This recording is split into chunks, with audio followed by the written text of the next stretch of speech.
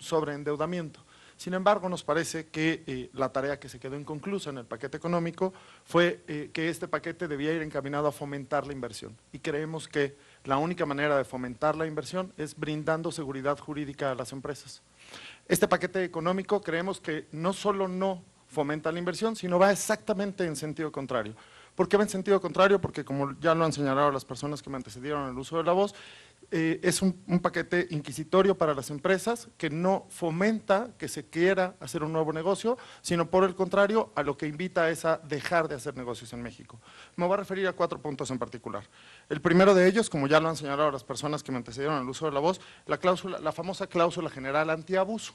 Esta cláusula general antiabuso, lo primero que habría que reconocer, como lo señala en la propia iniciativa, es el hecho de que se supone que pretende esta cláusula o norma general antiabuso reconocer la facultad que tiene un contribuyente de buscar la economía de opción, es decir, dentro de 2 alternativas que me otorga la ley, la que resulte menos gravoso.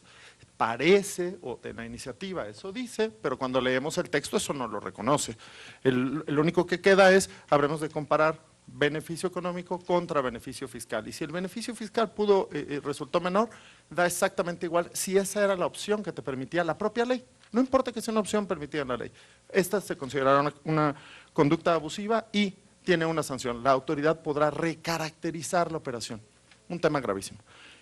Es importante señalar que esta norma general antiabuso debería de ir a combatir única y exclusivamente el fraude a la ley. Cuando yo veo la norma y lo que pretendo es darle la vuelta a la norma con el único afán de reducir mi carga tributaria. Y les tengo una buena noticia, no es necesaria la cláusula general antiabuso prevista en el Código Fiscal de la Federación, porque esta norma que ataca al fraude a la ley ya está en la Ley del Impuesto sobre la Renta. ¿Okay? No es necesario rompernos la cabeza con todo este tema de beneficio fiscal, esto ya está en la Ley del Impuesto sobre la Renta, dejemos la norma como está. Punto número 2, responsabilidad solidaria. En 2014, también se presentó una iniciativa para reformar el Código Fiscal de la Federación. Esta iniciativa pretendía precisamente lo mismo que pretende esta. Vamos a eliminar los supuestos a través de los cuales es necesario actualizarlos para poder exigir la responsabilidad solidaria de socios, accionistas, directores y síndicos. En el caso de síndicos y liquidadores es la presentación de avisos y en el caso de socios, accionistas y directores generales, los 3 supuestos que conocemos muy bien, que las empresas no lleven contabilidad, no estén inscritas en el RFC o desocupen su domicilio. Estos eran los 3 supuestos que se pretendía eliminar. En aquella época, esta comisión, también desde luego integrada por personas igual de honorables que ustedes, pero diferentes, esa comisión resolvió que no era necesario hacer esta modificación a la responsabilidad solidaria porque se requería para actualizar la responsabilidad solidaria que hubiera un abuso del contribuyente, el que fuera. ¿Okay? Y para ello estaban estos 3 supuestos y con eso coincidía la dictaminadora. Sin embargo, sí se hizo una modificación que parece que se nos ha pasado de noche. En aquel 2014 lo que se modificó es que la responsabilidad solidaria ya no es hasta la aportación que hizo el accionista al capital social, ahora es en proporción, que no es lo mismo. Una cosa es si el capital social es 50,000 pesos, yo aporté el 50%, 25,000 pesos de capital social y respondo como con cualquier acreedor hasta 25,000 pesos y otra cosa muy diferente es que yo responda hasta el 50% del problema que está allá adentro, independientemente de que solo quise arriesgar 25,000 pesos. Eso de suyo es incómodo. Sin embargo, no había habido gran problema porque había 3 supuestos que detenían esta aplicación. Esos supuestos se eliminaron en 2014, bueno, pues se propone su eliminación, perdónenme, en la iniciativa que en este momento estamos discutiendo, lo que sería gravísimo. Entonces, para accionistas, grave, peligroso. ¿Okay? No lo estamos invitando a la inversión, pero como ya señalaron, en el caso de directores generales, ni siquiera les damos la proporción. Es por eso que nosotros sugeriríamos que no debe de modificarse la responsabilidad solidaria. Por favor. Los que están ahorita en el Código Fiscal de Federación, voy a ser muy técnico, son en realidad 4 supuestos, pero 2 de ellos se pueden agrupar en uno solo. El primero es no llevar contabilidad, el segundo de ellos es no estar inscrito en el Registro Federal de Contribuyentes, la sociedad desde luego, y el tercero es o desocupar el domicilio sin presentar el aviso, o bien que durante el ejercicio de facultades de comprobación el contribuyente se sustraiga, por eso lo agruparon en uno solo. Estos 3 supuestos que ahorita están en el Código, creo que a todo el foro nos parecen suficientes. Podrían ampliarse. Creo que podríamos discutir qué supuestos adicionales podría haber. Pero esos supuestos no es en el camino de eliminarlos. Nos parece que lo que debemos hacer es conservarlos y buscar el refuerzo en ese sentido. Muy bien. Respecto a la responsabilidad solidaria, este sería el punto. Respecto a la cancelación de sellos digitales, lo digo con todo el respeto del mundo, pero lo que se está proponiendo en un país en donde el 60% de las operaciones de la economía son informales, es tanto como si mañana me dijeran que se propone una norma para fomentar el uso, para prohibir el uso del efectivo y fomentar el uso de bancos o de medios bancarizados, prohibiendo la apertura de cuentas bancarias. Es exactamente lo mismo. Lo que se propone es que una empresa no pueda emitir facturas, lo que se propone es que una empresa no puede emitir facturas cuando un funcionario del SAT decida que se actualizaron los supuestos. Respecto a los supuestos, las personas que ya me antecedieron en el uso de la voz los han comentado de forma importante. En virtud de que el tiempo está a punto de terminar, tomaré un minuto más para comentar el tema de las operaciones reportables para asesores. Como ya se ha señalado, incluir esta obligación en el Código Fiscal de la Federación implicaría una violación tremenda al secreto profesional, es un tema que hay que cuidar. Sin embargo, y creo que hay un approach que se está perdiendo en esta iniciativa. Pensemos que hay que aprobarla, considero que no, y la respuesta de ANADE es no hay que aprobarla. Sin embargo, el gran problema que tiene es que tiene un número tan amplio de supuestos, que si se llegasen a reportar todas esas operaciones, no existiría servicio de administración tributaria capaz de verificarlas. No existiría. El SAT tiene actualmente la capacidad de llevar a cabo 34,000 auditorías al año. Ese número de reportes rebasaría por mucho los 34,000. Sería imposible que el SAT auditara todo ese tipo de operaciones. Es más, sería tanta información que se volvería inmanejable. ¿Okay? Primer punto. Entonces, lo primero que sugerimos es eliminemos los supuestos. ¿Por qué se deben eliminar los supuestos? La propia acción de BEPS, que ya se ha comentado, lo que pretende es que el approach debe ser el approach de un francotirador. Esas que sí ya tengo muy identificadas que son graves. Voy a dar un ejemplo que me parece absurdo que sea un supuesto para este caso. Debe de informarse cuando la asesoría evita que se aplique el artículo 28 de la Ley del Impuesto sobre la Renta, es decir, aquellos conceptos que no son deducibles. Supongamos que yo me acerco con mi contribuyente y le digo, oye, ¿hiciste un gasto? Pide factura. Págalo con tarjeta de crédito para que sea deducible. Como ya no permito la aplicación del 28, tendría que ir a reportarlo. Es así de absurdo. El último tema, nada más, que aunque ya se mencionó, no quiero dejar de mencionarlo. Tiene una pena trascendental que es gravísima. ¿Okay? Yo soy un asesor de empresa y por muchas razones puedo cometer muchos errores. Ojalá que no los cometa. Pero si yo llego a reportar mal una operación, el que se ve afectado es el contribuyente. Si yo me equivoqué en un reporte, el contribuyente no goza de la seguridad jurídica de que aquella operación que hizo hace 4, 5 años está próxima a que caduquen las facultades de la autoridad para revisarla. Esa facultad no la goza. Por un error de mi parte, la empresa se vería afectada. Es por eso que consideramos que este tema de reporte no está bien acercado y contiene supuestos que son necesarios. Muchas gracias y perdón. Gracias, Luis. Le damos la palabra a Jesús Serrano de la Vega, de Concanaco Servitur.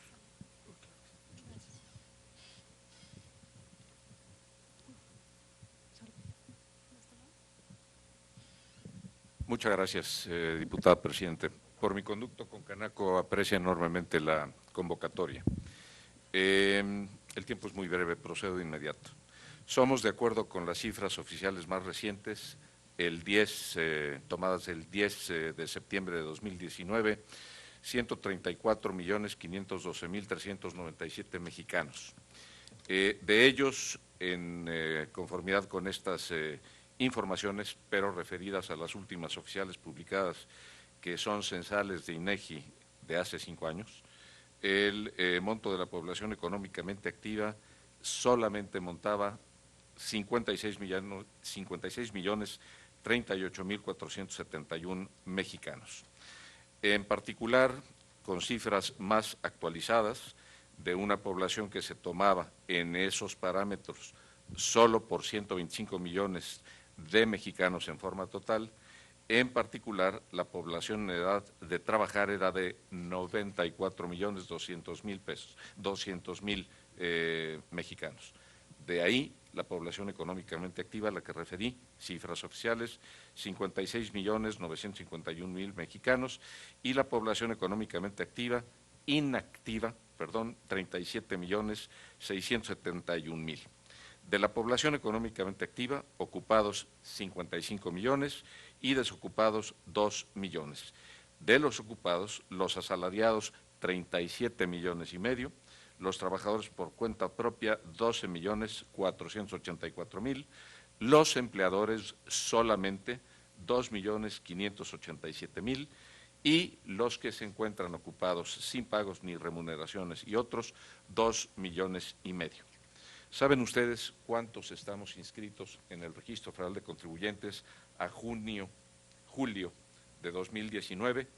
Lo remito en forma rápida. La cantidad total somos 72.006.795 contribuyentes y en particular les doy cifras desagregadas porque específicamente son indispensables para este análisis.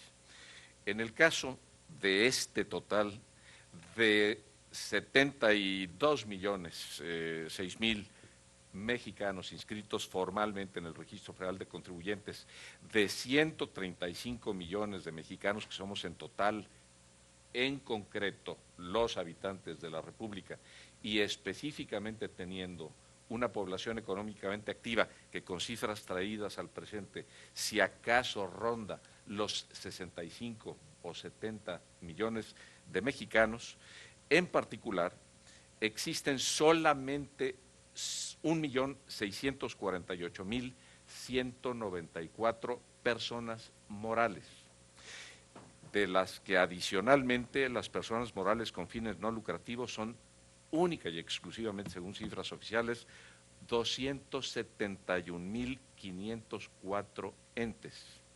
En el régimen de sueldos, salarios e ingresos asimilados a salarios, 44.818.864 mexicanos. En arrendamiento, 485.361. En el régimen de los demás ingresos, 64.064.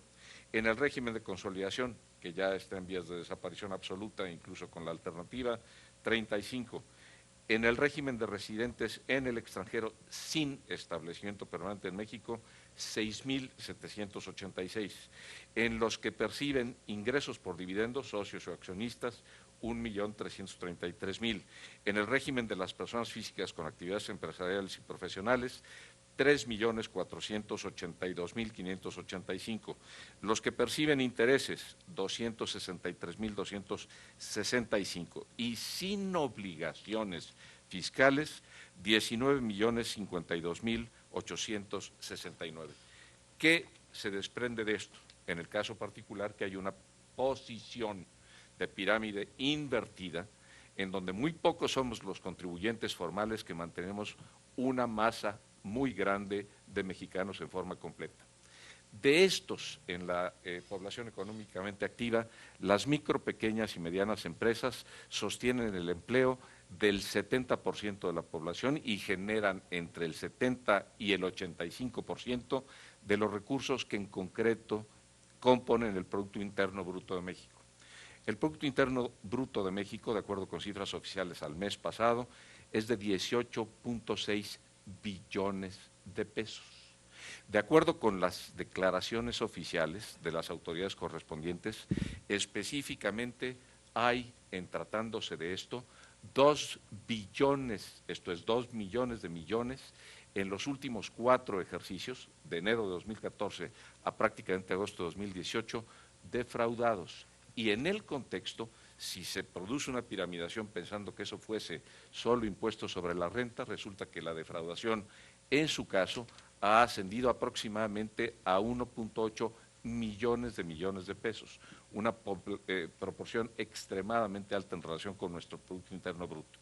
¿Cuál es el problema? Gravísimo, que en concreto, y tengo aquí, no me va a dar tiempo por lo visto de leer la referencia, una iniciativa en particular presentada por un senador relevante, de acuerdo con el grupo político que tiene mayoría en el Congreso, en donde demuestra directamente con datos oficiales que esto es fundamentalmente producto de la intervención de servidores públicos. ¿Qué aprecia Concanaco Servitur? Que este paquete específicamente tiene en su caso a los que no debería y en concreto omite en forma absoluta a los que tendrían que estar aquí. De 13 delitos de corrupción que específicamente en sistema ultragarantista penal actual prevé el Código Penal Federal, solamente 2 han sido llevados en la reforma del artículo 19 constitucional de abril del año pasado, del abril de este año, a delitos que ameritan prisión preventiva oficiosa. Ninguno de los demás.